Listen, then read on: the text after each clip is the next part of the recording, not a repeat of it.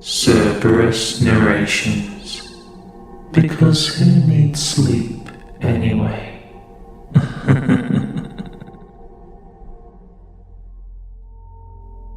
I'd actually seen him on our way home from school.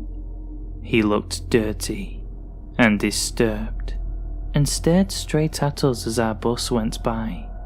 We even made jokes about him, probably as our way of pretending we weren't afraid.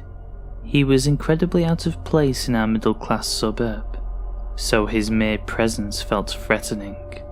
Thus our panic when the three of us got off at our stop and saw him at the corner, about to look in our direction.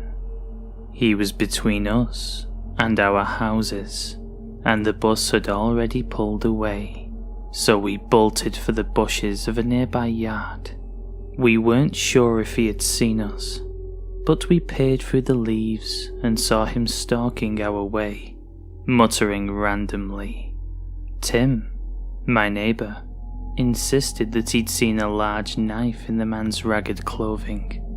Danny, a kid I hardly knew who had just moved into the neighbourhood, insisted that he was imagining it, that Tim's glasses must have reflected the sun wrong or something.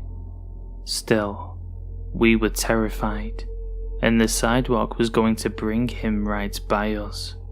It was Tim that broke and ran first. Keeping low, I followed, my heart pounding as we dove into the darkness underneath the porch of the unfamiliar house we'd been hiding near. As we squeezed our bodies against the dirt, the grimy wood pressed into our backs, barely giving us enough room to breathe. From our hiding place, we could see the disturbed man turn into the yard in front of us and begin searching around, hitting the bushes and muttering angrily. I realised then that Danny wasn't with us, but I hadn't seen where he'd gone. Tim had lost his glasses back at the bushes, and he just huddled in the shadows next to me in near blind terror. We stayed in silence, waiting. Every so often, whenever I almost thought it was safe to come out, footsteps would creep across the wooden porch above us.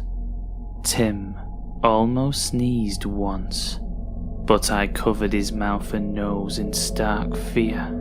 We waited there so long that the tone of the sunlight began to change. We hadn't heard the man searching about in a while, and I was just getting ready to peek out when footsteps clattered and a thud hit the wood directly above us.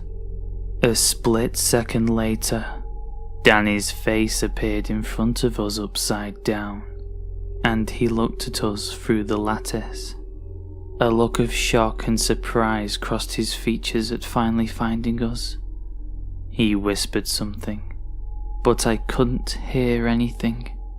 He seemed to be saying, "Come closer."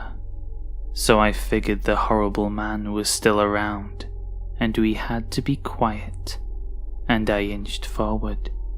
Danny's features grew fearful, and he kept indicating something above us.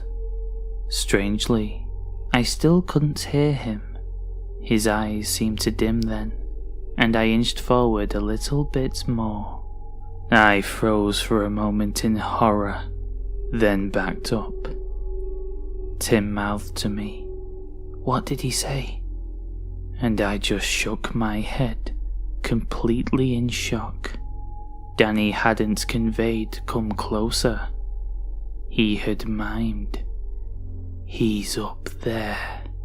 The drifter was unknowingly sitting right above us, waiting, because he knew we had to be somewhere in that yard. There was nothing to do but wait in silence, trying not to scream. I was glad Tim had lost his glasses.